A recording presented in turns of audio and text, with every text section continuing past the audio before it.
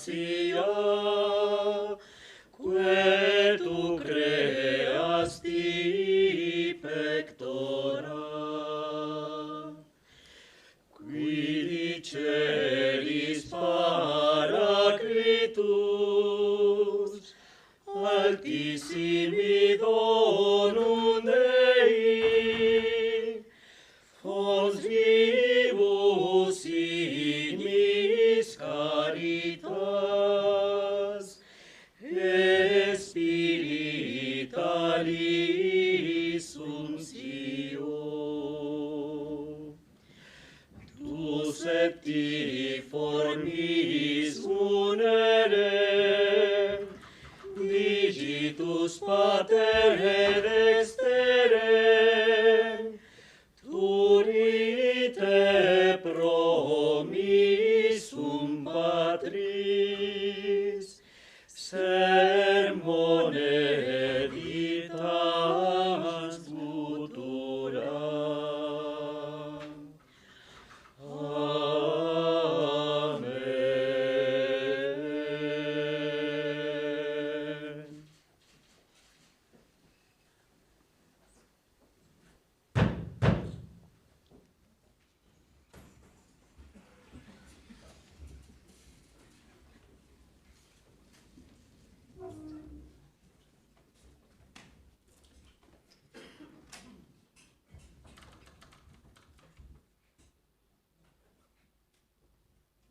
Ábrese esta sesión solemne na que conmemoramos a festividade de Santo Tomé de Aquino.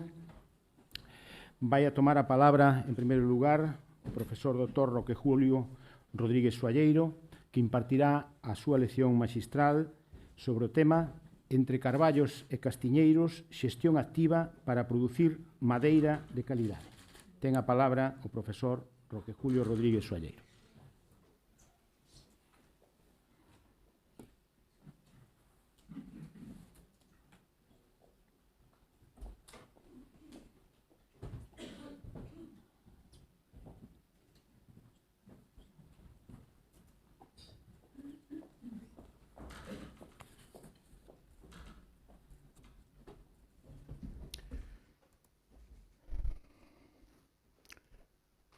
Excelentísimo señor rector magnífico, excelentísimas e ilustrísimas autoridades, membros da comunidade universitaria, señoras e señores, é para min unha gran honra encargarme de impartir a lección magistral con motivo da celebración neste centro de Santo Tomé de Aquino, patrono das universidades. Un motivo, ademais de ledicia, que sea nesta Escola Politécnica Superior de Enxeñería, centro onde se imparten titulacións do ámbito técnico que teñen unha especial implicación no que é o medio forestal e no medio rural en xeral.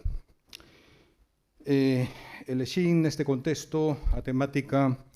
da miña conferencia como a de silvicultura de carballos e de castiñeiros, por entender que estas técnicas son é importante que se difundan entre a sociedade en xeral e tamén entre a comunidade universitaria en particular. Tamén pola miña convicción de que dende a universidade, especialmente dende o ámbito das ensinanzas técnicas, débense xa non só realizar actividade docente e investigadora que lóxicamente nos corresponde, senón tamén xerar alternativas de xestión das terras e de xestión do territorio que teñan unha posibilidade de implicación a nivel local.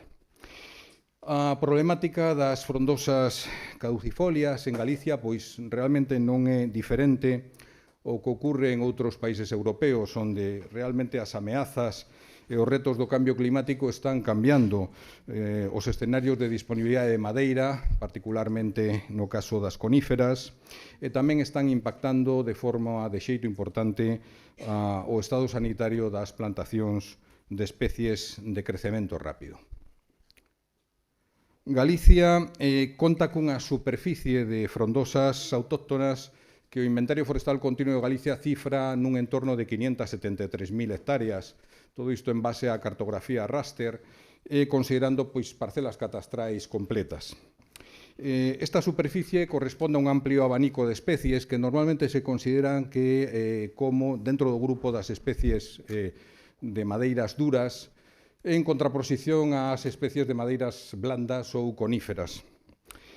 Nesa representación superficial, que é importante, adquire unha especial relevancia o carballo, o Quercus robur,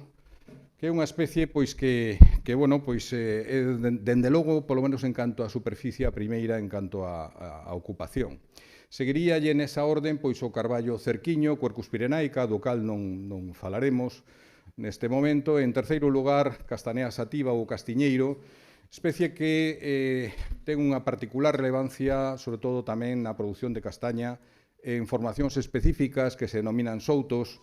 que normalmente están a un espaciamento bastante importante e que se xestionan no xeito específico normalmente a partir de inxertos pois para a produción fundamentalmente de castaña. A planificación sectorial forestal, tanto a nivel de Galicia como a nivel de todo o Estado, pois aboga polo mantemento dun equilibrio entre grupos de especies. Estes grupos de especies poderíamos simplificar en tres grandes grupos, que serían os eucaliptos por un lado, os coníferas por outro, e en terceiro lugar, pois frondosas autóctonas, a maioría das cales son caducifolias. Isto, lóxicamente, é unha simplificación, pero parte pois de criterios como poden ser pois a relevancia productiva, a taxa de aproveitamento forestal, o uso industrial das madeiras e tamén a significación, a importancia que ten estas especies no que é a vexetación natural. Nese sentido, bueno, pois dende logo é evidente que son os eucaliptos as especies que dentro do que é o sector forestal en Galicia pois corresponden á inmensa maioría das cortas. Estamos falando en 2023 dunha cifra de 5,67 millóns de metros cúbicos, o cal ten unha importancia económica tremenda. Esta madeira emprégase fundamentalmente na industria de celulosa, pero tamén se emprega en bioenerxía, emprégase en tableiros, sobre todo MDF, emprégase na industria do contrachapado, mesmo madeira de serra, e tamén en bateas, como lles amoso aí pois no que sería a fotografía, e ese esquema pois do que son as bateas para cultivo de mexilón. Lóxicamente, as pezas pois que se empregan para bateas teñen unha dimensión descomunal, como poden ver aí, que a cada pois os 27 metros de longo, algunhas das vigas chegan a ter 20 metros, pero con seccións moi importantes. Realmente, pois, bueno, é un destino desta madeira que a mí sempre me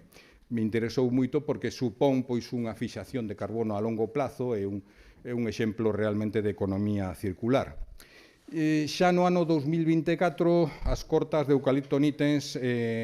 según as cifras que se manexan, pois xa superaron as de eucaliptos glóbulos, o cal nos indica tamén que esta situación de disponibilidade de madeira dos eucaliptos pois está mudando, non? En segundo lugar, pois están as coníferas, que ten un nivel de cortas de uns 3,75 millóns de metros cúbicos. Neste caso estamos falando esencialmente de piñeiros, piñeiro do país, piñeiro radiata e o piñeiro silvestre. E aí pois temos tamén un abanico de usos industriais que xenera pois tamén nesta comunidade, en outras comunidades veciñas, pois unha importante actividade económica. Os usos destas madeiras de coníferas pois van desde o pellet, estela de uso enerxético, tableiros de distinto tipo, aserrado pois para a produción de palets, aserrado para a produción xa de madeira de construción ou carpintería, ou mesmo chapa, non? Nese caso, bueno, ese conxunto de destinos estarían enunciados seguindo unha orde crecente en canto que sería o prezo da madeira e tamén o valor engadido producido e mesmo tamén en canto á fixación a longo plazo do carbono nos produtos forestais. No caso das frondosas, o nivel de cortas que temos pois é de alrededor de 300.000 metros cúbicos, é dicir, un nivel de cortas, pois, como poden ver, moi inferior, cun destino desas cortas pois que está entre a leña e a madeira de serra, pero efectivamente unha boa parte desa cantidad destínase meramente a leñas, non? Na fotografía que lles amoso ven que iso non é sempre así. Nese caso estaríamos falando de madeira de castiñeiro pois para vigueta estrutural, con castiñeiros pois duns 60 anos. Todas as fotos que lles enseño son no entorno realmente de Lugo, podrían ser en outras áreas de Galicia. Polo tanto, bueno, pois temos unha situación nestas especies pois cun nivel de cortas reducido, únicamente estarían contribuindo un 4% da produción total de madeira. Temos unha situación pois de unha certa falta de xestión, unha importante falta de xestión, polo tanto, dunha contribución escasa ao que é a produtividade forestal. Esta situación de falta de xestión e de falta de madeira de calidade pois tamén é habitual en outras comunidades, sobre todo do noso entorno, comunidades autónomas do norte de España, onde o nivel de cortas en frondosas é tamén bastante reducido, denota tamén unha escasez de xestión. Podríamos decir que, bueno, con estas especies únicamente se poden obter leñas, realmente non é así. Vamos facer unha pequena mirada, se lles parece, histórica. O primeiro que nos atopamos é que no século XVIII pois, os montes ubicados a menos de 130 kilómetros de costas e de ríos navegables pois pasan a estar xestionados pola Armada. Nese caso, pois, as madeiras que se obteñen neses montes, fundamentalmente de carballo, que é a especie que se utiliza para as pezas estruturais dos barcos, destínanse a esa construción naval. Nos estaleiros pois de ferrol e de guarnizo, o que teñen aí na foto, pois é unha lámina do navío Santa Ana que se botou en ferrol, estaba feito esencialmente pois de madeira de carballo. Nese caso, iso tuvo un impacto importante sobre os montes, como é lóxico, porque prácticamente a totalidade das provincias do norte de España, gran parte da provincia de Lugo, pois quedou adscrita moitos montes a xurisdicción da Armada, dentro do departamento do Ferrol. De feito, foi a creación do Corpo de Enxeñeiros de Marina en 1770, pois o que supón un estado incipiente do que é a xestión técnica forestal en España, xa que estes técnicos pois dedicábanse tanto aos viveiros forestais, aos plantíos, que se chamaban nese momento, que serían as plantacións das árbores, as visitas aos montes, que era pois unha actividade previa ao que sería pois os nosos inventarios forestais, e tamén a marcaxe das árbores. Marcaxe que se facía nese caso, agora falaremos bastante de marcaxe, por iso yo digo, marcaxe que se facía pois cunha orientación clara de obter as pezas estruturais dos barcos que se desexaban, como teñen aí no caso da roda tamén do navío Santa Ana, non? Polo tanto, bueno, pois está claro que se poden obter máis cousas que leñas e iso é un desafío que podemos ter, non? Se nos vamos a un ámbito xa máis rural, pois atopámonos claramente con que tanto carballo como castiñeiro son dúas especies que tuveron unha relevancia moi importante no medio rural de Galicia e de outras zonas, non? Prácticamente o castiñeiro en todo o sur de Europa pois foi unha fonte de alimentación esencial, e aí lles inclúo pois unha variedade de castaña concreta que é a variedade negral dentro do souto que se fixo co proxecto LIFE nas Gándaras, non? Pero, bueno, aparte diso, que non lles falarei de produción de froito nesta presentación, realmente as vigas das vivendas rurais pois son ou ben de carballo ou ben de castiñeiro. Iso dá lugar pois a unhas actividades tamén de restauración desas vivendas, como teñen aí que hai empresas que se adican aquí en Lugo mismamente pois a esa produción de madeira pois para a restauración de pezas estruturais como son as vigas. Polo tanto, a nivel tamén rural é evidente que estas especies nos amosan que se pode obter produtos de bastante calidade. Tamén pezas de maior envergadura. Aí teñen, espero que se vexa ben aí, na parte esquerda, pois as labores de restauración que se levaron a cabo na Catedral de Santiago por parte do CIS Madeira, pero tamén con apoio por parte deste centro, en que, bueno, pois tanto o baldaquino, pezas estruturais de distinto tipo, cubertas, ou o xugo da campá maior da Catedral de Santiago, pois, bueno, pois sufriron ou foron obxecto dunha restauración de ensaios de carga, nese caso a cargo de PEMADE. Polo tanto, bueno, pois estamos falando de pezas de tipos de madeira que teñen unha resistencia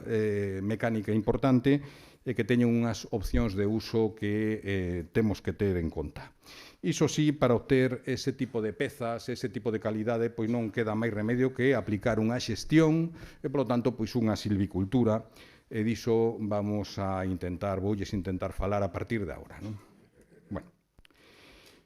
Os criterios de xestión de Carballo e de Castiñeiro, bueno, téñenos nesta diapositiva, un pouco resumido, onde, bueno, pois se recolle a máxima da silvicultura centroeuropea, de que, bueno, estas especies teñen que ter a copa ben exposta ao sol, mentras que o pé debe estar en unhas condicións de relativa sombra, o cal pois reduce a ramosidade e reduce pois tamén os brotes epicórmicos, que son brotes que poden xurdir no que o fuste da árbore. Isto conleva pois un coñecemento, como é lóxico, dos caracteres culturais das especies forestais, destas dúas en concreto, dentro das frondosas, e normalmente este tipo de silvicultura aboga por manter densidades altas, de algún xeito pois deixar facer a natureza o seu traballo, intervindo xa cando temos unha situación na que se poden facer intervencións de tipo xa comercial.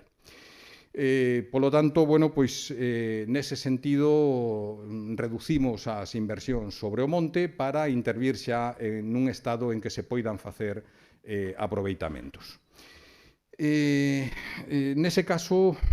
pois lóxicamente temos que marcar as árbores. De algún xeito podemos decir que sen marcaxe non hai silvicultura e en gran medida isto é unha realidade. Nos, quizás no ámbito que estamos acostumbrados a unha silvicultura onde as actuacións de marcaxe se perderon de certo xeito, pero neste caso pois non queda máis remedio que marcar que árbores en concreto queremos extraer. De acordo? E hai unha cuestión tamén importante en todo este panorama, digamos, teórico sobre a silvicultura que se debe aplicar nestas especies, que en Carballo, en Castiñeiro, que por iso escollín estas dúas especies conxuntamente, aí temos unha gran ventaxa, que os prezos da madeira, polo menos en aqueles lugares onde hai un mercado ben establecido para estas dúas especies, pois sábese que o precio incrementase de forma lineal co diámetro, é dicir, non vamos ter problema por excedernos en canto a unhas dimensións demasiado importantes do arborado, cousa que non ocorre en outras especies forestais, como poden ser mesmo os piñeiros. Iso é unha oportunidade que, lóxicamente, pois é boa cousa intentar aproveitala. Os resultados do Inventario Forestal Continuo de Galicia, que teñen aí na diapositiva, co cal tamén colabora este centro,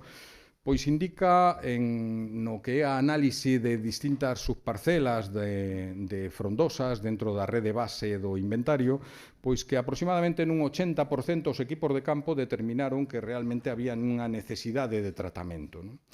Esa necesidade de tratamento denota novamente, volvemos ao mismo, pois unha certa situación de abandono destas formacións que proveñen moitas veces pois de, bueno, pois abandono da actividade agraria que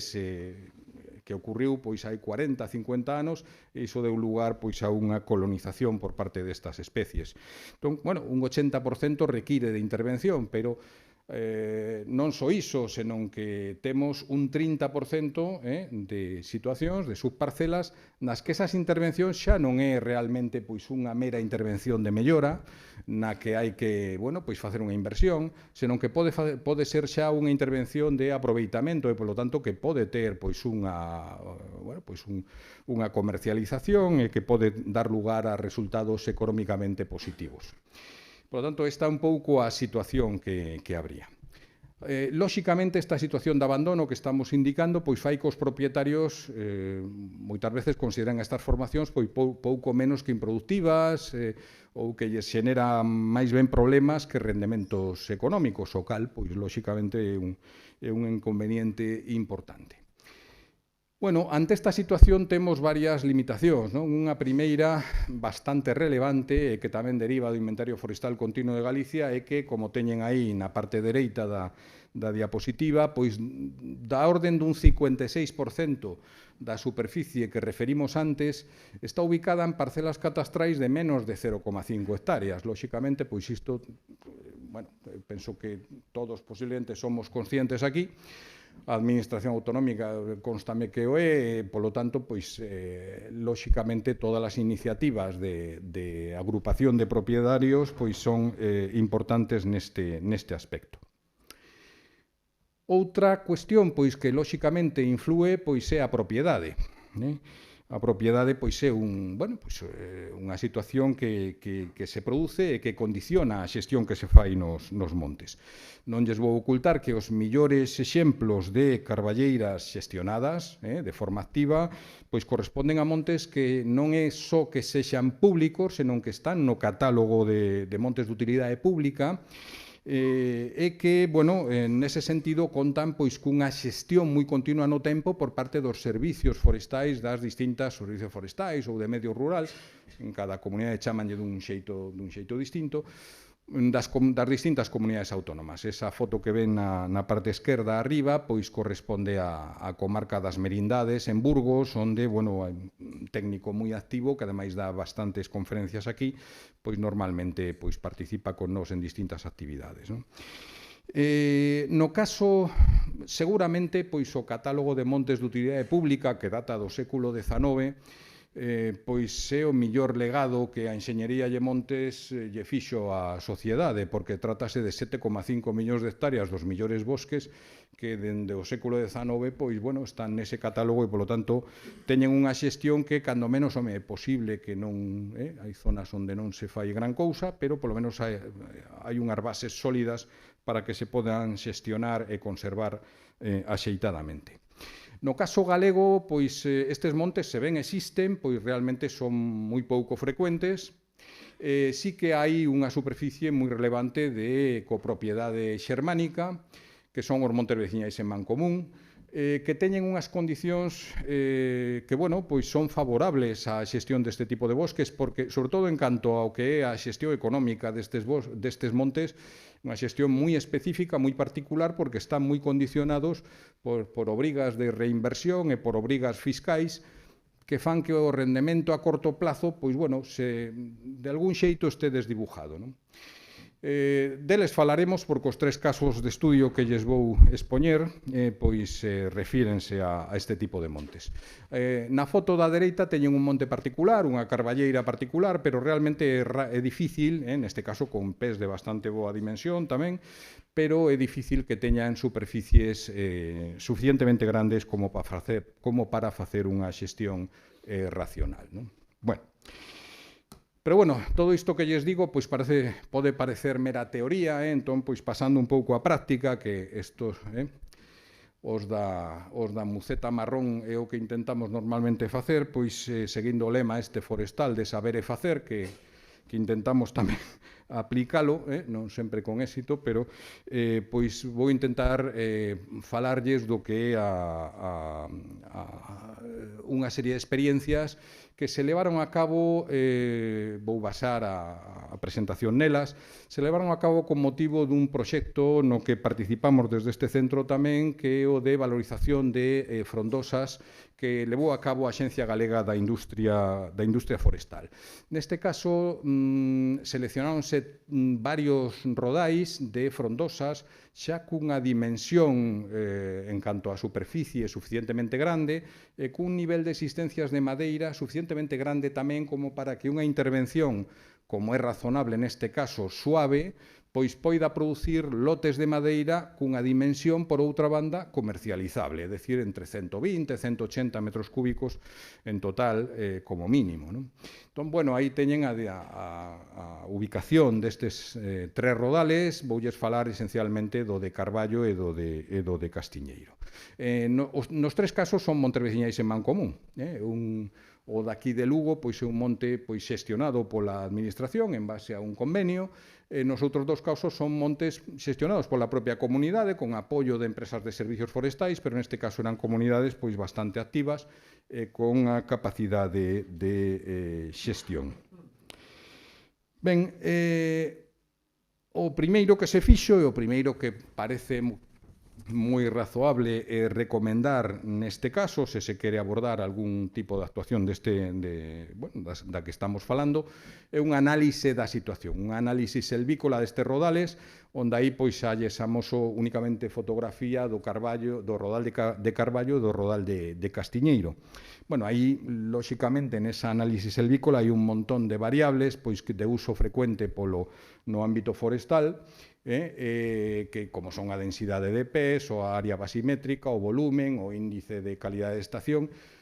Todo hai que decilo, moitas destas variables tampouco sería posible, sobre todo o índice de calidade de estación, calculala se non fose pois por actividade en canto a modelización forestal que tamén se ven desenvolvendo neste centro nas últimas 3 décadas xa, non? A parte de cuestións de tipo cuantitativo que teñen aí na táboa, pois sí que é importante recopilar cuestións como é a orixe da propia formación arbolada, as idades desarbolado, pasado selvícola que tuvo ou as condicións de accesibilidade que son realmente unha cuestión moi importante. A estrutura do rodal resulta tamén particularmente relevante. No caso, por exemplo, do rodal de Castiñeiro que teñen diante, isto queríame parar un pouco sobre este tema, iso que ven aí como un rodal de Castiñeiro, cunha estrutura non de souto, senón de rodal de Castiñeiro para madeira, era hai 20 anos un eucaliptal. De acordo? Isto hai que parar un momentiño, porque a veces parece que perfectamente se pode, a comunidade decidiu dese xeito, xestionar o eucaliptal mediante cortas, controlar, lóxicamente, o rebrote para transformar aquilo nun souto, perdón, nun monte de Castiñeiro, non lle chamaría souto neste caso. Por lo tanto, hai árbores bastante bellas que medraron como subpiso do eucalipto, que están bastante inclinadas, como poden observar, e despois, unha vez que se retiraron os eucaliptos, pois hai algunhas árbores moito máis novas, pero cun potencial de produción de madeira de calidade moi evidente, e que xa non ten inclinación por non ter medrado baixo a cuberta do eucalipto. Por lo tanto, a estrutura de cada rodal e o que pasou antes pois é un tema importante a analizar. No caso da Carballeira, bueno, pois un monte xa un pouco máis homoxéneo, as variables de dispersión indícanos pois que realmente hai unha densidade excesiva e bastante mortalidade natural do arbolado neste caso. Por tanto, unha análise selvícola pois é unha operación, unha primeira operación moi importante. A segunda, pois é, lóxicamente, a marcaxe das árbores. Na marcaxe, pois sí que hai que decir que nas condicións en que nos movemos ahora mismo no século XXI, claramente, pois se queremos intervir neste tipo de rodais non queda máis remedio que mecanizar, como é lóxico, e, polo tanto, todos os países do noso entorno que fan unha silvicultura activa en frondosas, pois o que se fai é abrir faixas para que poida traballar a maquinaria e, dende esas faixas, pois poder traballar na entrefaixa que estaría arbolada. Por lo tanto, unha primeira intervención é a marcar esas faixas e marcar despois pois todas as árbores de porvir que se considera que poden producir no futuro madeira de calidade para automáticamente seleccionar despois as que lle fan competencia e que, polo tanto, habría que retiralas, pero traballando desde esas faixas. Lóxicamente, a operación de marcaxe, de señalamiento, como se di en castelán, que moitos estaremos máis acostumbrados a ese outro término, pois é unha operación que se debe facer dende a perspectiva do que é o futuro do rodal e, dende logo, hai que facelo dende a perspectiva do que é a propiedade. De acordo? Bueno, a marcaxe de pés de porvir é o aspecto pois realmente máis delicado porque é onde, bueno, pois nos xogamos o futuro do rodal. Habrá moitas situacións en que podemos ter dudas entre árboles que están relativamente próximos que, bueno, pois polo tanto marcar un deses candidatos como de porvir significa directamente pois eliminar o outro, non? Bueno, este criterio de selección, que é un criterio de selección positiva de favorecer a aqueles que poden dar produtos de calidade, dá lugar, lóxicamente, a unha intervención que é polo alto. É dicir, estamos cortando árboles que teñen unha dimensión maior da media. Isto permite rentabilizar as intervencións que facemos coa maquinaria e, polo tanto, pois, bueno, permite que de algún xeito as contas pois se nos den ben, non? Por outra banda, os pés de dimensión reducida, o arbolado morto, pois realmente tampouco é necesario retiralo porque xenera unha estructura e dá lugar a unha diversidade estructural no que sería o rodal. Bueno, os criterios de marcaxe, bueno, pois teñen a súa teñen tamén a súa historia, non? Teñen bastante cuestións que hai que considerar porque, lóxicamente, a rectitude é un factor importante, a ramosidade tamén o é, a ovalidade da sección, o feito de que a árbore teña unha maior ou menor conicidade, a disposición da copa, bueno, múltiples factores que hai que ter en conta nas que, bueno, pois é moi recomendable ter lóxicamente na cabeza todos os estándares de calidade, que hai moitos a nivel europeo, pero un moi concreto para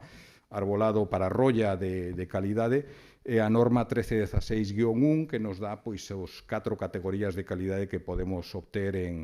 sobre todo en carballo, que son A, B, C, D, e que, polo tanto, pois te marca fundamentalmente o precio que se vai obter pola madeira definitivamente, non?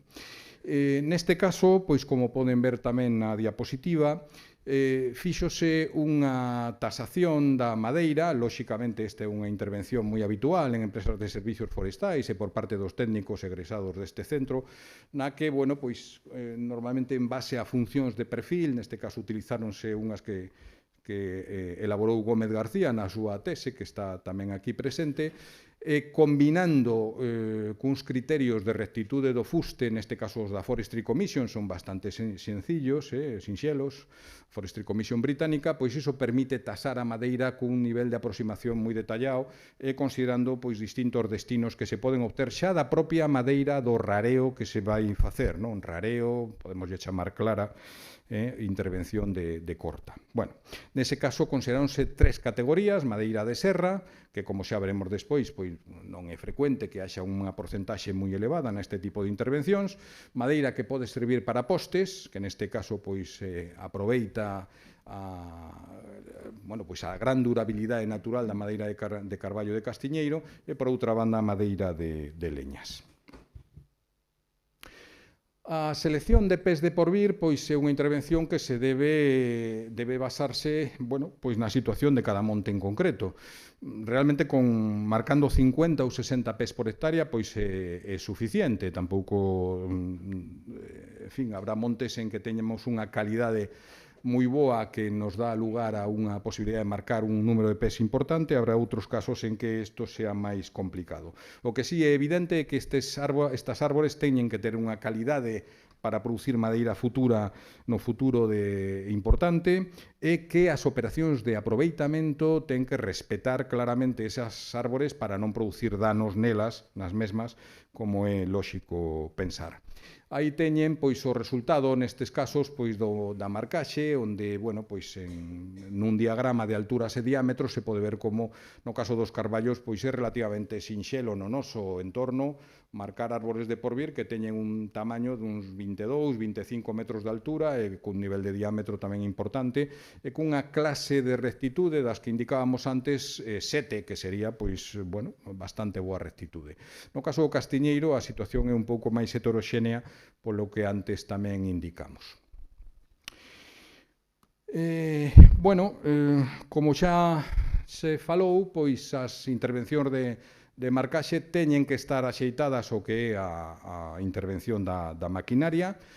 Lóxicamente, habrá condicións en que, dependiente da accesibilidade, que nos impidan totalmente mecanizar ou ben que nos den uns costes de aproveitamento pois que realmente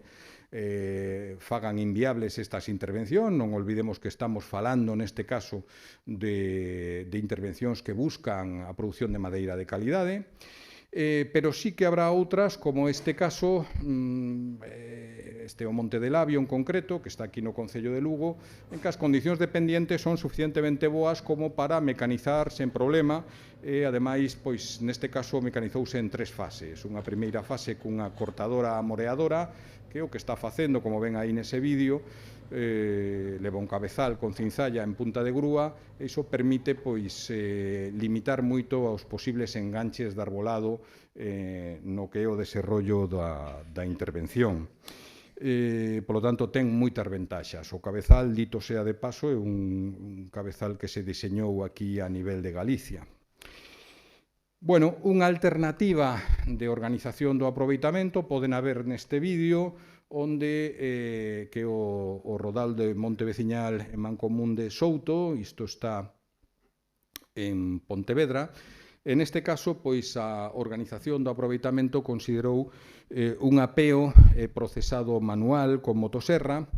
e posteriormente pois unha saca con tractocargador, un tractor agrícola con remolque, en moitos casos apoiado cun cabrestante, como viron aí, pois para eliminar os problemas de enganche do arbolado, en cuyo caso pois se procesaba madeira a pé de pista. Esta organización do aproveitamento, como ben saben no CIS Madeira, que foron os que levaron este tema adiante, pois deu lugar a unha reducción dos costes de aproveitamento. Iso tamén é un tema, penso, interesante, porque tampouco hai que mecanizar en exceso, non? Polo tanto, lóxicamente, todo o que sea reducir os costes de aproveitamento significa que a marxen para o que é o propietario pois pode ser, neste caso a Comunidade de Montes, pois pode ser superior. As empresas encargadas do aproveitamento xa de por sí, pois, lóxicamente, teñen moitos condicionantes, pero sí que temos que recalcar neste caso, como en outros casos, tamén aproveitamentos de coníferas ou de eucalipto ocurriría igual, pois hai que respetar, lóxicamente, os cursos de auga, reducir o impacto sobre as pistas e particularmente os noiros, que serían os taludes das pistas, non? Circular na medida posible por riba de restos de corta, como lles expoño aí nesa diapositiva, de xeito que iso pois reduce moitísimo os impactos sobre o terreo en canto a posibles problemas de compactación. En todos os casos resulta preceptivo por parte da propiedade pois o control específico estricto do aproveitamento pois para saber o que se está facendo nese caso. Estas intervencións pois poden, os resultados destas experiencias amosan esa opción de aproveitar pois a demanda actual de biocombustibles, en particular neste caso pois serían leñas, pero tamén podrían ser estelas de madeira, pois para aplicar intervencións que realmente dan lugar a un resultado económico favorable e, aparte, pois deixan o monte nunhas mellores condicións para a produción de madeira de calidade. Neste caso, é certo que entre un 60 e un 65% da madeira que se extraeu nestes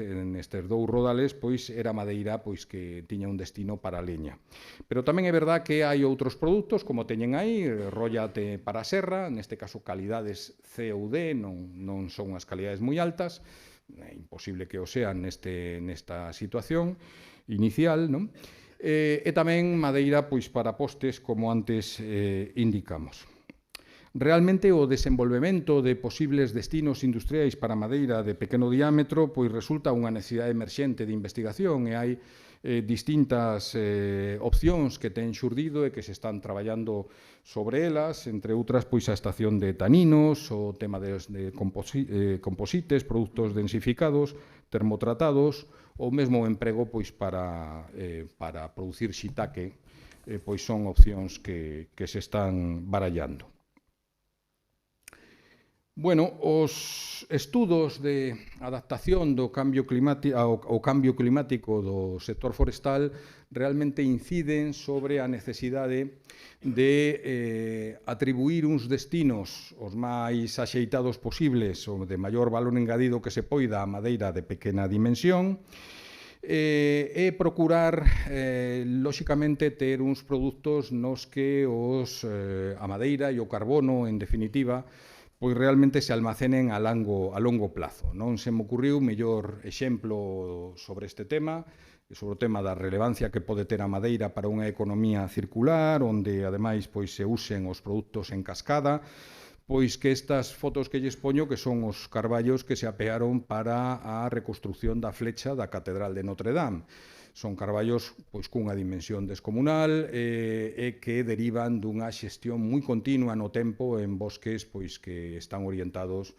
xa non só á conservación da carballeira en sí, senón tamén á produción de madeira de alta calidade. Lóxicamente, bueno, estas árbores, pois o normal é que permanezan pois posiblemente outros 800 anos servindo de soporte non a esta catedral.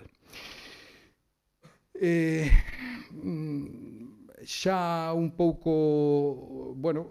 meténdonos en cuestións de tipo tecnolóxico e de investigación,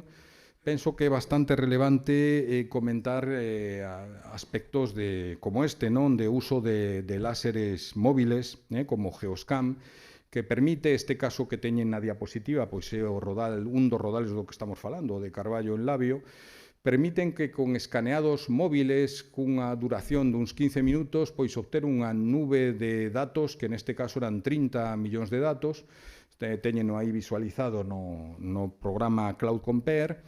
Iso permite facerse unha idea de bastante detalle da evolución do rodal a partir do que é a intervención, é dicir, pois como se van pechando as calles que se abriron para a extracción da madeira ou como as copas das árbores pois van, sobre todo as árbores de porvir, pois realmente se lles limitou, se lles reduciu a competencia, non? Escaneadores dese tipo poderían, pois, por exemplo, plantear cando sería conveniente facer a seguinte intervención. Por lo tanto, estes sistemas que aí pois xa o teñen recollido, pois fixéronse cos equipos de campo que son esenciales en escolas deste tipo, sen eles non faríamos nada, non? Ligados ao Inventario Forestal Continuo de Galicia, pois son sistemas que veñen a engadir unha nova fonte de información aos escaneados fixos, ao LIDAR aéreo, e que, polo tanto, é unha fonte de información importante. Moi posiblemente, según me comentaba o colega Pérez Cruzado ese outro día, pois é posible que a nivel de árbore individual pois non den un resultado de moita exactitude, pero, dende logo, pois son equipos que están aquí para quedarse e que incrementarán a eficiencia de todos os equipos de campo en traballos de inventario forestal. Ben. Bueno. A xestión activa dos rodais de frondosas ten un componente tamén importante no que é o mantemento dun mosaico de distintas especies que resulte pois menos propensa a problemas de lumes de gran intensidade e a grandes incendios forestais. Aí teñen, pois, bueno, esa frase xa me gustaría que se me houvese ocurrido a min, pero é de Ramón Rozadillas, aquí presente,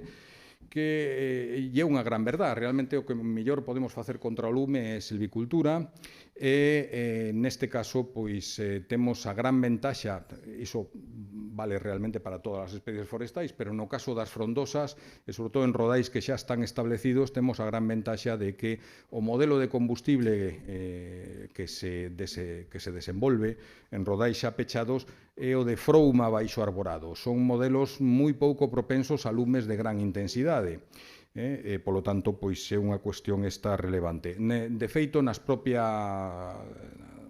no propio deseño das intervencións, isto debese considerar porque non podemos abrir a masa novamente como para que a matogueira heliófila pois se nos volva a instalar ali. E esta é unha das grandes ventaxas deste tipo de silvicultura de frondosas autóctonas, non? En outros ámbitos é moi difícil, temos que estar rozando continuamente para non ter unha abundancia de matogueira e a maior parte dos lumes pois realmente propaganse pola matogueira. Bueno, o fomento da xestión activa de frondosas realmente eu penso que pode contribuir a incrementar a resiliencia do sector forestal, xa non só no que son as propias formacións forestais que estarían, en principio, pois acéptase no ámbito académico que están mellor adecuadas ao cambio climático, senón tamén polo feito de que novas cadeas de valor poden establecerse ou poden potenciarse cadeas pois xa existentes, non? Aí teñen algún parque de fábrica, pezas de carballo dunha dimensión tamén ou novamente, penso que a palabra que estou dicindo máis é descomunal, pero non se me ocurre outra para, nese caso, pero claro, son carballo francés, e polo tanto parece que sería relevante pois que podamos contar tamén pois cun recurso de madeira desa calidade. Iso trasládase ao precio, como é lóxico na gráfica que teñen á esquerda, teñen os precios da madeira, no caso está tirado do boletín da revista O Monte, nese caso serían prezos en cargadeiro de carballo.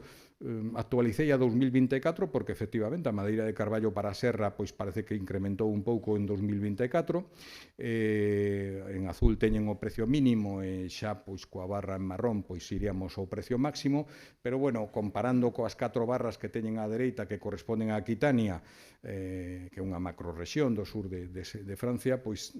bueno, en fin, ven que realmente para a rolla de calidade A acadanse uns precios en Aquitania pois moi superiores. Serían ademais prezos en pé os que lle refiro aí para o caso de Aquitania. Por lo tanto, bueno, pois podemos acadar prezos bastante relevantes. Moitas das especies, non vamos falar aquí hoxe de chopo, pero sí que, en fin, pois por darlles un dato, no caso de chopo, os prezos medios o ano pasado estuveron unha orden de 135 euros metro cúbico, por lo tanto, son alternativas de uso das terras que eu penso que dende este centro, dende a Universidade en xeral, debemos considerar, non? Bueno, vou xa rematando, pero lóxicamente esta diapositiva pois penso que é importante. Unha das conclusións tiradas da celebración de varias xornadas sobre frondosas autóctonas que o distrito, desde o Distrito Forestal 9 da Consellería de Medio Rural se organizaron, pois foi que era necesario contar pois cunha formación específica en marcaxe de arborado. Entón, seguindo un pouco esa idea, nos últimos 2-3 anos pois estableceuse un marteloscopio, unha palabra un pouco curiosa, pero non é máis que unha parcela de nin máis nin menos, porque son 100 por 100 metros, onde todas as árboles están identificadas, medidas, avaliadas por distintos criterios, incluído o de microhábitats como teñen aí, e que, polo tanto, sirve como un campo de experimentación, un campo de prácticas para realizar marcaxes de arborado. Este foi o primeiro marteloscopio de Galicia que se incorporou á rede europea, que xestiona o Instituto Forestal Europeo, a rede Integrate Plus, o que fai que realmente cunha aplicación para móviles e tablets, como é o iPlus Training, pois un poida entrar nel e facer os exercicios correspondientes de marcaxe cunha gran cantidade de opcións que non lles vou detallar, o propio programa xenera pois un resultado, digamos, da intervención de señalamiento indicando pois como se fixeron as cousas e como se afectaría sobre o rodal en caso de cortar as árboles que ali se consideraron. Por lo tanto, esta é unha ferramenta de gran utilidade para a docencia, xa non só a nivel universitario, senón tamén incluso de axentes forestais ou de formación profesional, que, bueno, está disponible pois para todos porque está nese nesa rede europea. Non podo deixar de falar de investigación. Isto, claro, como é lóxico, ten que estar unido a unha actividade investigadora, actividade que xa se fixo por parte desta universidade, este centro, de centros como Lourizán, en canto a caracterización de hábitats florístico, en canto a caracterización de estacións, traballouse en modelos de crecemento, traballouse en evolución de rodais tras intervencións selvícolas, propiedades da madeira, temas de caracterización resistente, traballouse en restauración de soutos, que nese caso, lóxicamente, máis orientado á produción de froito, pero sí que se obtuveron resultados que é importante que se poidan trasladar os que realmente poden aplicar todos eses resultados, que son as comunidades de montes e os xestores de montes en xeral. Sí que me parece importante na situación actual intentar avaliar, claro, lóxicamente, as respostas fronte ao cambio climático e a situación de cambio global que temos, e a interacción destas intervencións como as que lles presentei con o que serían outros servicios ecosistémicos. Lóxicamente, hai moitos servicios ecosistémicos, hai algúns que me parecen particularmente interesantes, como pode ser o propio recurso micolóxico. Na foto teñen unha parcela en Navarra, que é unha foto que me mandou tamén un alumno egresado deste centro, con árboles que teñen un tamaño tamén moi considerable, xa simplemente con 33 anos, estamos falando de árboles 37, me parece, de árboles de 33 metros de altura, neste caso castiñeiro para madeira, non? Bueno, recientemente hai moitas iniciativas da Consellería do Medio Rural que penso que son relevantes para o tema da xestión de frondosas. Temos o rexistro en masas conselleiras de frondosas, houve unha intervención importante en canto á cuantificación de pagos por compromisos de xestión, temas como a estrategia para o fomento de xestión activa das masas de frondosas, aspectos como o programa estratégico do castiñeiro e da castaña ou o propio desenvolvemento de modelos selvícolas. En algúns destes tamén se participou de xeito activo desde este centro. Aí lles indico de forma todos os modelos que abarcarían tanto a frondosas autóctonas como a frondosas caducifolias que non sendo autóctonas poden corresponder a alternativas para o uso das terras, e en verde resaltolles aqueles modelos selvícolas son nos que as intervencións que lles comentei parecen máis acaídas en canto á súa aplicación práctica. O obxectivo de cara ao futuro podría ser, neste caso, estoulles falando dun obxectivo concreto, que é producir madeira de calidade, non? É coñecido que os montes que non se xestionan, efectivamente, poden dar madeira de calidade. Na foto da esquerda Beno, a máis aquí no entorno de Lugo, un carballo tamén dunha gran dimensión e cunha troza basal bastante recta e sen ramas, pero realmente a cantidade de madeira que poden dar de calidade é reducida. Por lo tanto, a xestión é moi importante, e na parte da foto da dereita é realmente un dos montes máis modelo para o que é a silvicultura de carballeiras, que é o monte de Tronçais, que está en Francia, no departamento do Allier. E, por porlles un exemplo, no ano 2023, a última subasta de madeira nese monte acadou un prezo medio de 3.000 euros o metro cúbico, é dicir, xa son unha situación inacadable, seguramente, non poderíamos chegar a iso en bastante tempo, pero, como é lóxico, algo seguramente se teña que facer. Non en todas as estacións forestais, tamén o quería decir, se pode obter madeira de calidade, a selección axeitada da estación, a selección das especies, e, sobre todo, a implicación da administración, sobre todo a través dos novos contratos de xestión pública, parecen determinantes para comenzar unha andaina no que sería unha silvicultura destas especies. Remato simplemente pois cos agradecementos que, bueno, podría facelos moi longos, lóxicamente, pero non nos quero aburrir, aparte dos agradecementos máis no entorno familiar, pois sí que quero agradecer ao grupo de investigación xa por 3 décadas de traballo conxunto, Unidade de Xestión Forestal Sostible, tamén un apoio que me prestaron desde o persoal do Inventario Forestal Continuo de Galicia, que traballa con César Pérez Cruzado dentro do grupo Proepla. E tamén quería plantear o agradecemento pois ao todo o persoal do CIS Madeira, a Axencia Galega de Industria Forestal, as comunidades de montes, empresas de servicios forestais, pois polo traballo conxunto dentro deste proxecto. Quería tamén rematar indicando que, bueno, estando aquí pois unha boa representación de distintas institucións, organismos pois que se relacionan de un xeito ou doutro co monte, lóxicamente pois quería recordar como cando hai grandes incendios pois ten que ser a Unidade Militar de Emerxencias a que actúa, ou a actuación pois que se pode levar a cabo dende distintos organismos, como pode ser o Suprema da Guardia Civil, a propia Diputación Provincial, coa súa implicación nas reservas da biosfera, e, lóxicamente, os distritos forestais, Consellería de Medio Rural, que teñen, pois,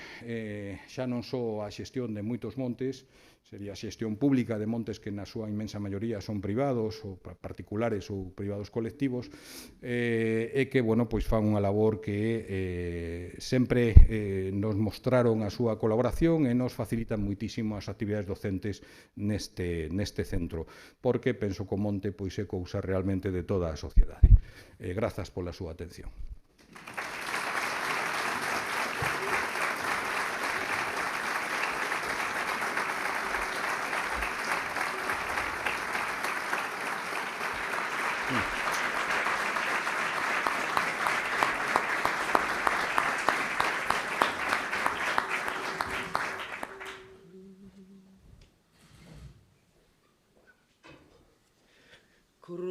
Crudelis Herodes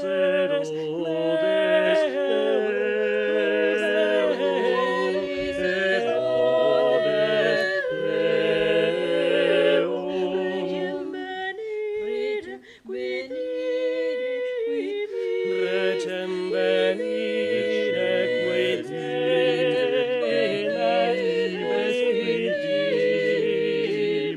non erit mortalia, non erit mortalia,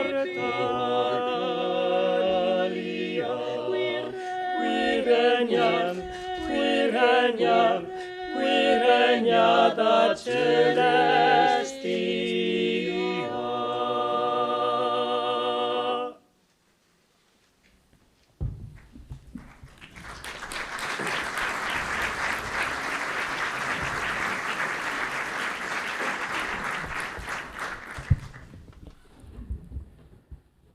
Vicerreitor de Organización Académica do Campus de Lugo, presidenta do Consello Social da Universidade, vicerreitoras e vicerreitores, secretaria xeral, profesor Rodríguez Soalleiro, xerente da Universidade de Santiago, valedor da comunidade universitaria,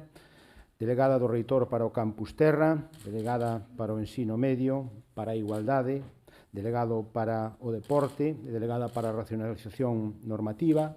persoal directivo da universidade,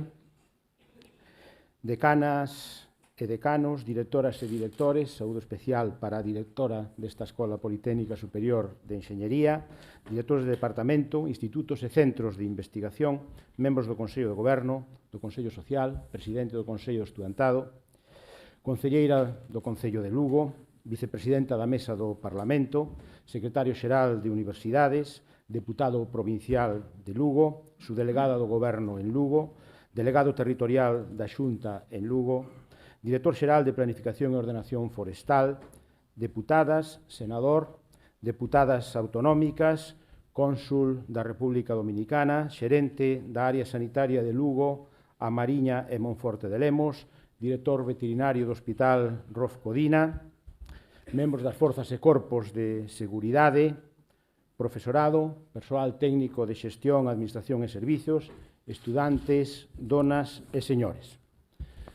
Benvidas e benvidos un ano máis e grazas por acompañarnos neste acto de conmemoración de San Tomé como patrono das universidades, festividade que tradicionalmente celebramos aquí no campus de Lugo. Gracias especiais nun día como o de hoxe, no que as inclemencias meteorolóxicas demostráronse especialmente adversas.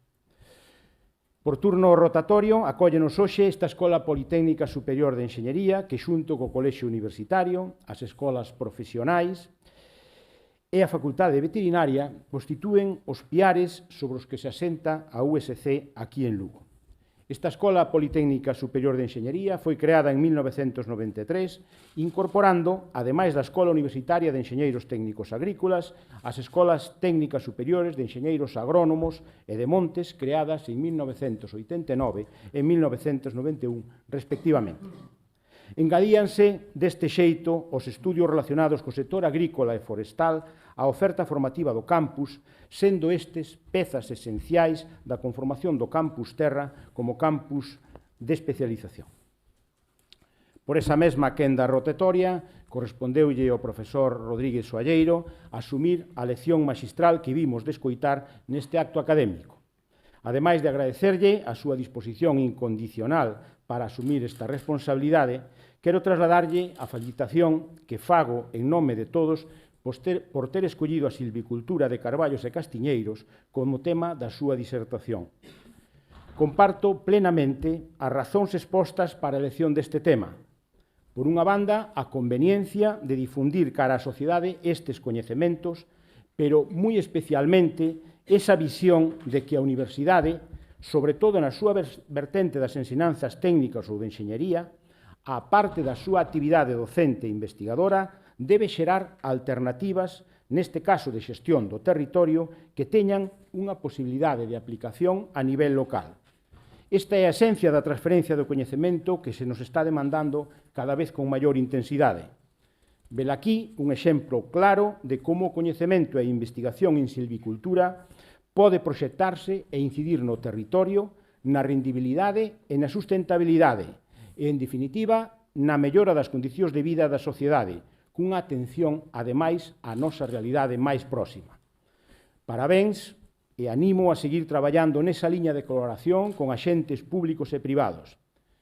Facer que o coñecemento sexa útil é unha das mellores formas de facer universidade. Tal día como hoxe, pero no ano 2022, dábamos conta do recoñecemento coa máxima cualificación do Campus Terra como campus de especialización por un período de 4 anos.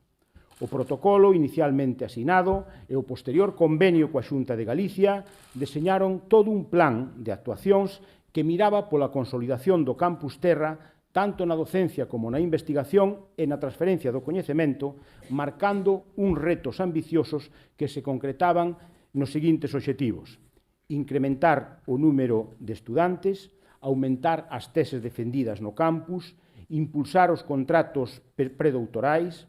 afianzar as estruturas e grupos de investigación mediante a redución da atomización destes grupos e mellorar os resultados da produción científica incrementando as publicacións en revistas indexadas. Hoxe, 3 anos despois, cando encaramos o último ano deste plan de actuación,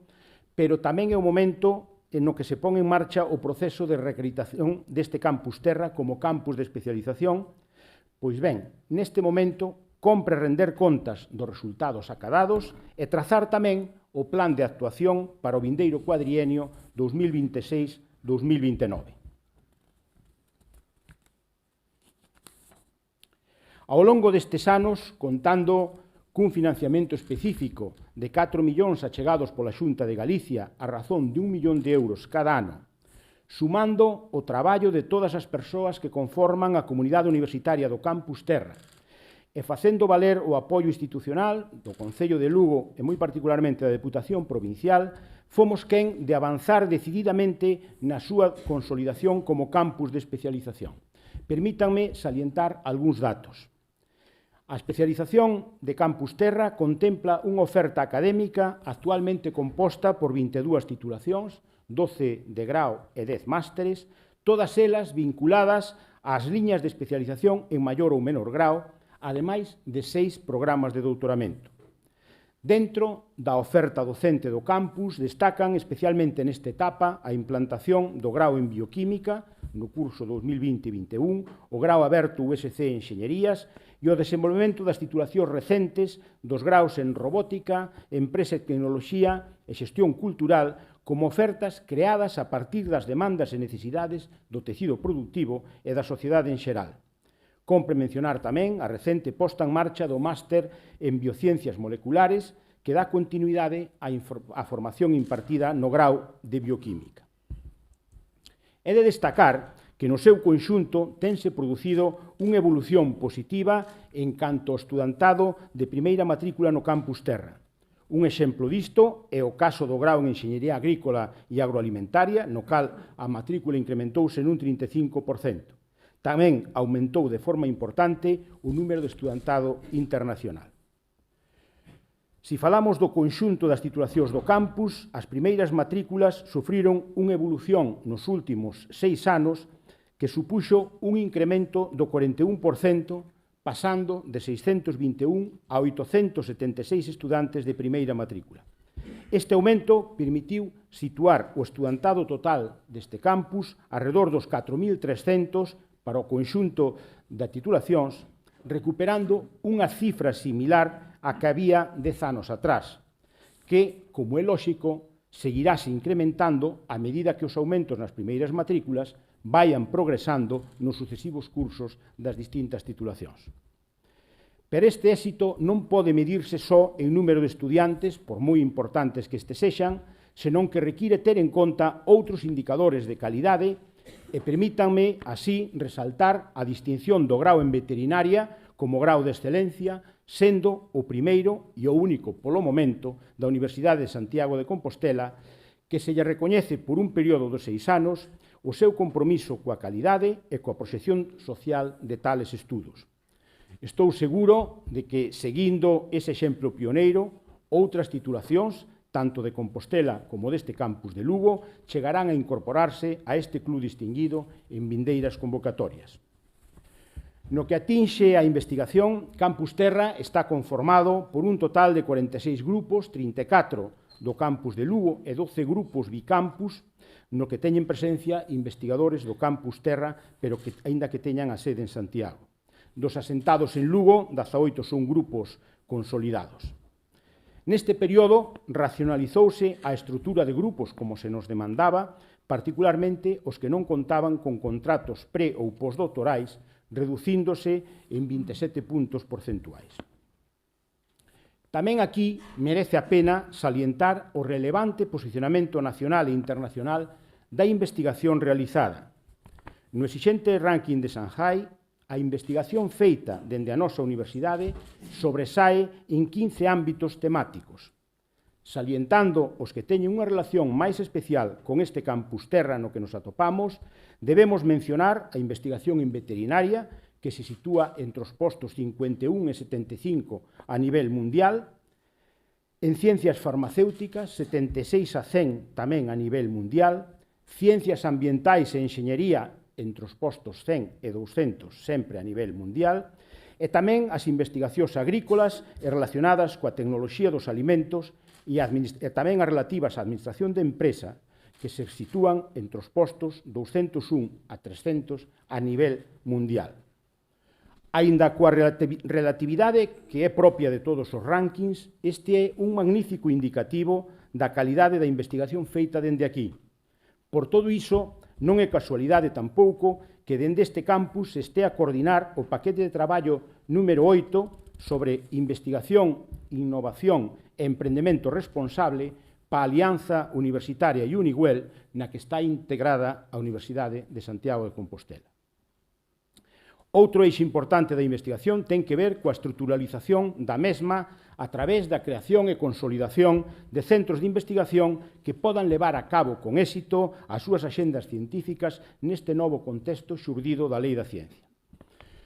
40 investigadores de algúns destes grupos están adscritos ao Instituto Universitario de Investigación IBADER, de Biodiversidade e Desenvolvemento Rural, que foi creado no ano 2001 e que reforzou a súa capacidade coa incorporación de novos investigadores, aliñando a súa investigación en dous eixes, o ambiental e o correspondente a agrosistemas, recursos agrícolas, gandeiros e forestais. A eles se engade a xestión da Estación Científica do Courel, destinada a apoiar a investigación e a docencia en todas aquelas áreas relacionadas coa montaña galega. Tamén o Campus Terra dispón de outra infraestructura destacable, como é o Centro de Biomedicina e Veterinaria, CEBIOVET, que apoia o progreso das ciencias veterinarias e biomédicas e cuxo obxectivo principal é xerar novas liñas de investigación no ámbito de medianos e grandes animais. Adicionalmente, compre sinalar que neste período 22-25 un 54% dos fondos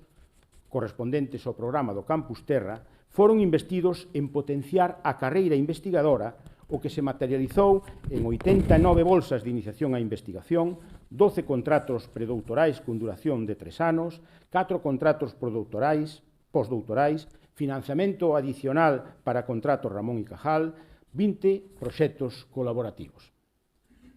Como se pode ver, os obxectivos eran ambiciosos, pero á vista dos datos, os resultados poden considerarse moi satisfactorios.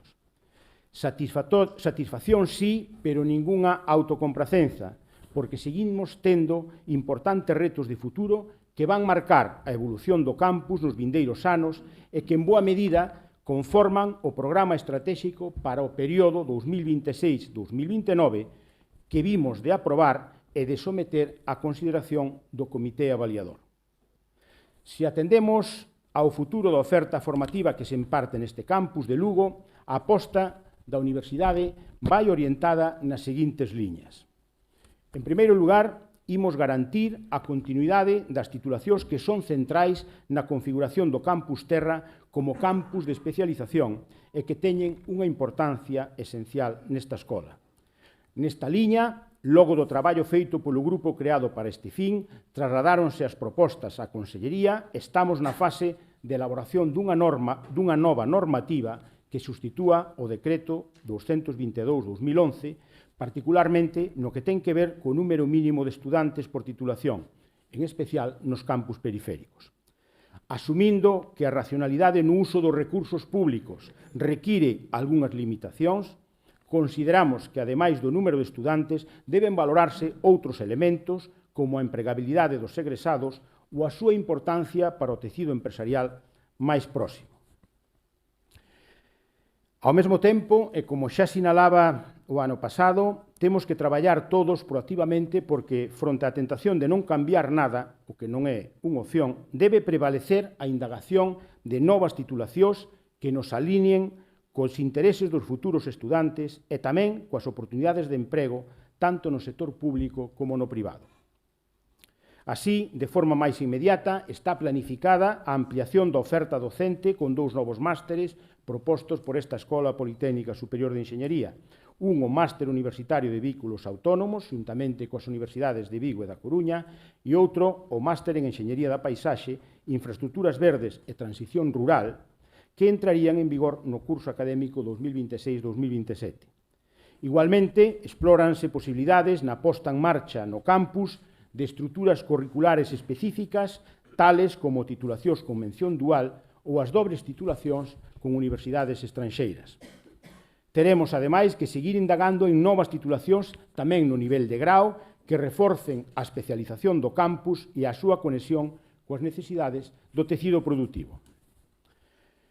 Pero a oferta formativa ten que abordar tamén a necesidade de formación ao longo da vida, abrindo o foco para atender á formación de persoas entre 25 e 65 anos, é dicir, máis aló das idades típicamente universitarias. Esta opción debe converterse en estratégica para poder afrontar o descenso demográfico que se acentuará co final desta década. Xurden aquí as microcredenciais como unha grande oportunidade na que estamos a traballar nun acordo coa Consellería de Educación que nos permita beneficiarnos dos programas de axudas previstos a nivel estatal para estas modalidades de formación. Pensamos que tamén é o momento de abordar a integración na estrutura de centros propios da universidade, de centros adscritos que imparten títulos oficiais baixo a cobertura da universidade. Estoume a referir aos graos de enfermería e relacións laborais neste campus de Lugo ou traballo social no campus de Compostela.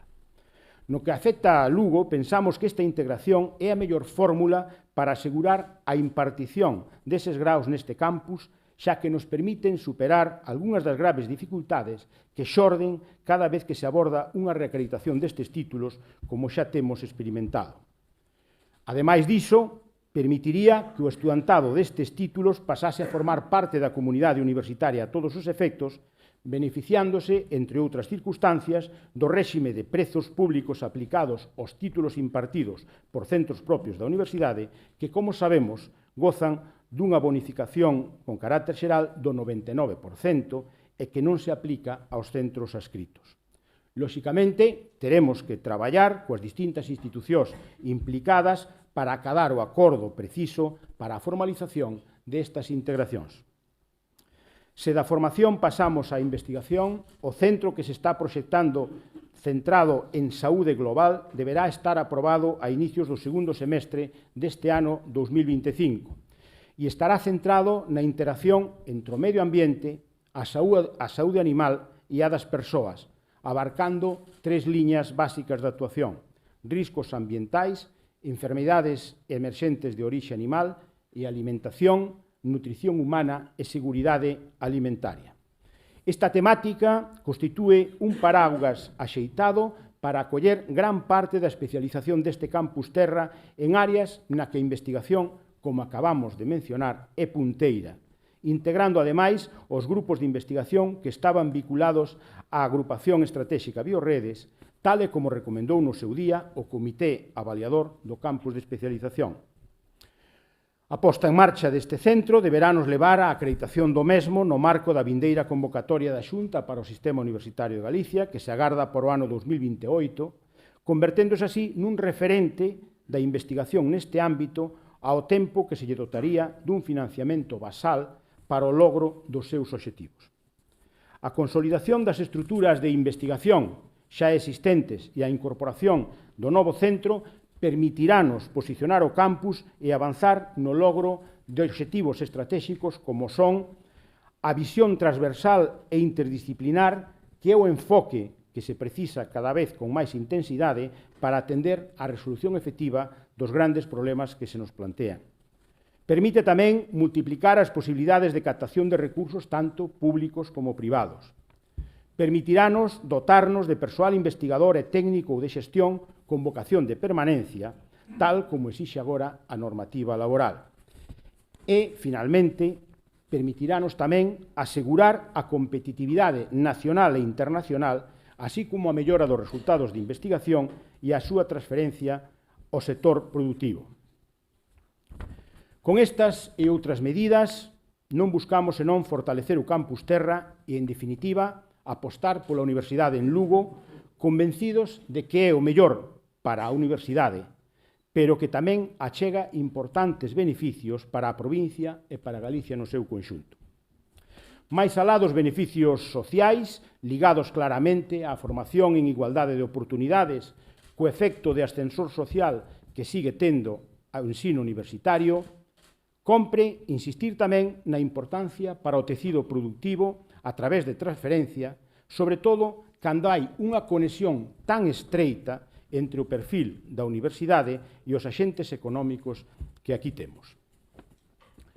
Na medida en que estamos empregando recursos públicos polos que temos que competir fronte a outras necesidades, é importante tamén salientar o impacto económico, sexa directo, indirecto ou inducido, que se deriva da actividade universitaria no seu conxunto.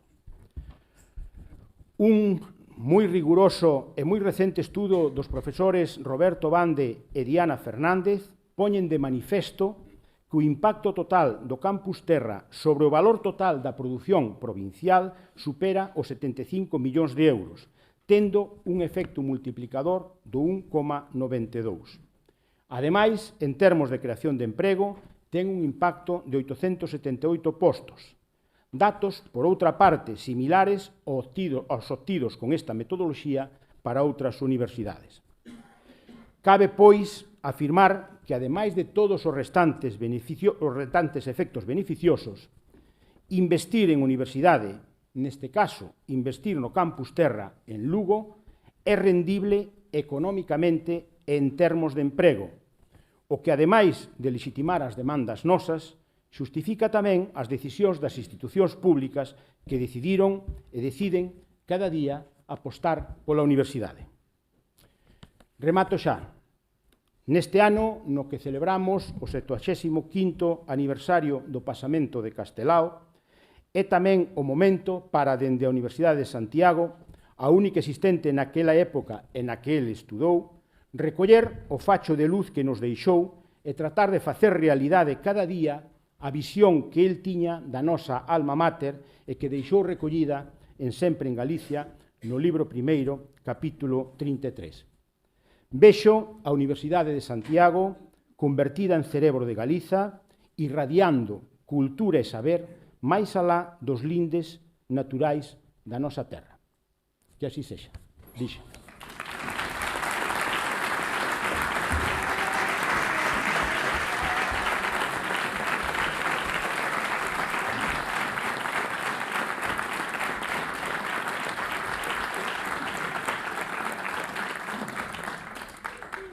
Gaudeamos.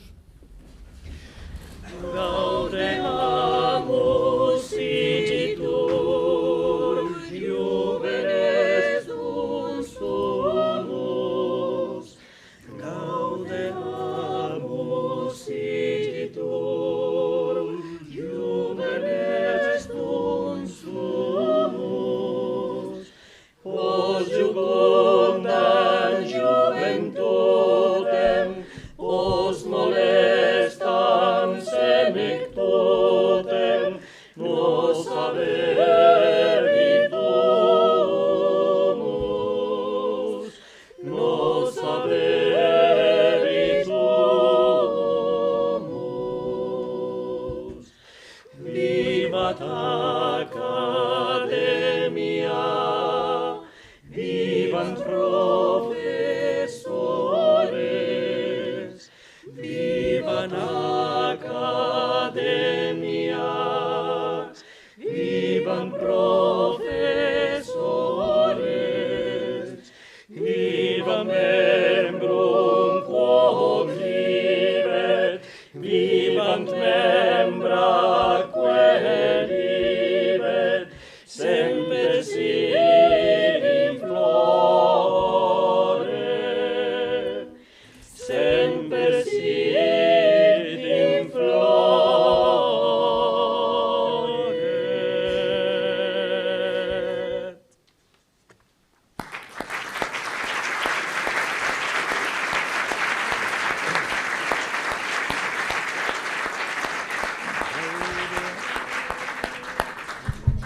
Remata este acto académico, levantamos a sesión, pido ya a secretaria que organiza a procesión de salida e están todos convidados a compartir un aperitivo na cafetería aquí da Escola Politécnica Superior. Moitas grazas.